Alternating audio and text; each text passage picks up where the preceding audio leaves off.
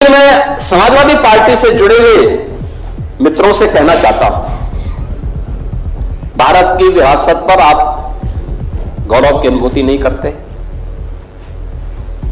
कम से कम जिनके नाम पे आप राजनीति करते हैं उनके विचारों को ही मान लेते हैं। डॉक्टर राम मनोहर लोहिया ने इस बात को कहा था कि भारत की एकात्मता के 3 आधार हैं, श्री राम, श्री कृष्ण और शिव शंकर, भगवान शिव। जब तक भारत की जनता इन 3 देव महापुरुषों के प्रति श्रद्धा का भाव रखेगी, तब तक भारत को भारत बने रहने से कोई रोक नहीं सकता। दुनिया की ताकत भारत का बात बता सकता है। डॉक्टर राम मनोहर लोहिया प्रखर समाजवादी थे। वे हमारी विचारधारा से जुड़े हुए नहीं थे, हां कांग्रेस के विरोधी थे,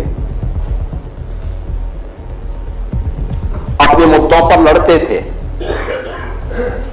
आज समाजवादी पार्टी डॉक्टर लोहिया के विचारों से कितनी दूर भाग चुकी है। आज राम को, कृष्ण को, शिव की परंपरा को, भारत की विरासत को कोसना यह समाजवादी पार्टी का मानो जीवन का उद्देश्य हो गया। और दुर्भाग्य है कि उन्होंने आदर्श किसको माना है? यानी औरंगजेब को। औरंगजेब को ये लोग अपना आदर्श मान रहे हैं। औरंगजेब का पिता शाहजहां अपनी जीवनी में लिखता है, अपनी आत्मकथा में लिखता है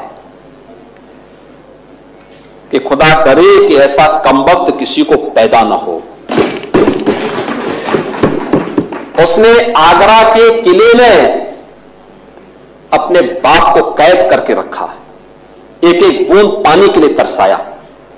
और अगर इनको औरंगजेब पर गौरव की अनुभूति होती है तो ये लोग कम से कम पटना की खुदाबख्त लाइब्रेरी में जाकर के एक बार शाहजहां की ही जीवनी को पढ़ लें, देख लें, उसकी पीड़ा को देखें।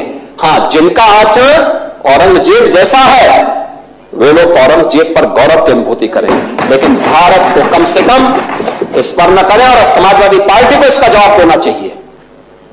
भारत की आस्था पर प्रहार करने वाला दुर्दांत, धर्मांत, क्रूर शासक, उसको समाजवादी पार्टी आदर्श मानती है।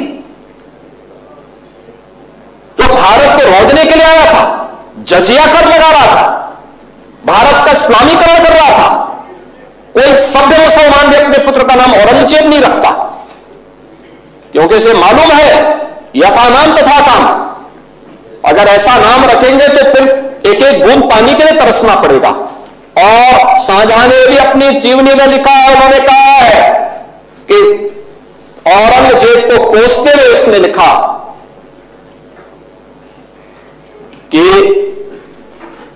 तुमसे अच्छा तो ये हिंदू है जो जीते जी तो अपने बुजुर्ग मां बाप की सेवा करता है, मरने के बाद श्राद्ध तर्पण के माध्यम से वर्ष में एक बार उन्हें जल देता है। तुम तो मुझे एक एक बूंद पानी के लिए तरसा दिए हो।